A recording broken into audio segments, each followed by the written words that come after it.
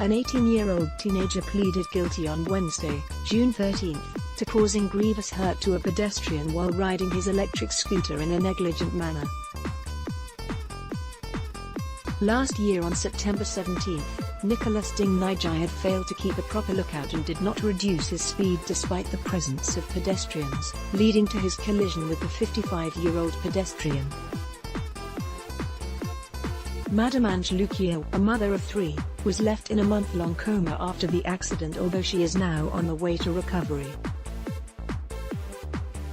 Her husband said that she can no longer remember the past or express herself properly.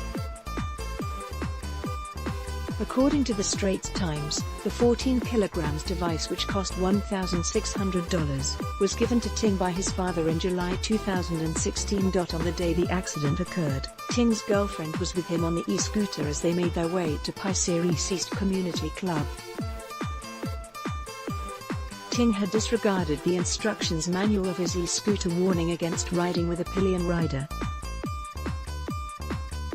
He was also traveling at a speed of about 15 km/h on a footpath in Pisces Drive 1 before nearing a bus stop. The court heard that Ting did not slow down nor sound the horn to alert the surrounding pedestrians that he was approaching the area. Hence, when Madam Ange stepped onto the footpath in front of the bus stop, it was already too late for Ting to apply the brakes.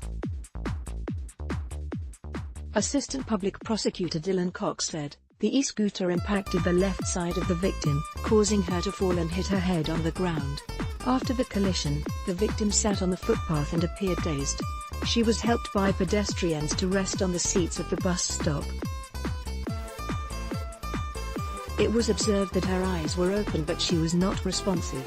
She also vomited yellowish fluid a few times." The couple stayed at the scene and alerted the police. And an ambulance conveyed Madam Ange to Changi General Hospital, where she was found to be bleeding in her brain. The court heard that her medical, hospitalization and therapy fees totaled up to over $107,000. And expenses that were paid out of her own pocket came up to $2,470.65 after government subsidies and an insurance payout, as of August last year. Is expected to be sentenced on today, June 14. Starting from May 1 this year, those who failed to abide by regulations set out in the Active Mobility Act by the Land Transport Authority of Singapore, LTA, will face stiff fines and even imprisonment. For example, e-scooters are not allowed to go on public roads, and the speed limits are 15 km/h on footpaths and 25 km/h on park connectors and shared paths. First-time offenders who flout the usage rules and speed limits may be fined up to $1,000 or jailed for up to 3 months, or both. Repeat offenders may have their fine and jail term doubled.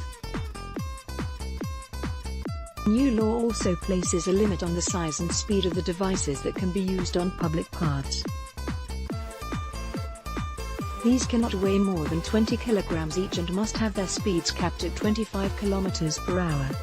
Those who use devices that flout these rules can be fined up to $5,000 and jailed for up to 3 months, or both.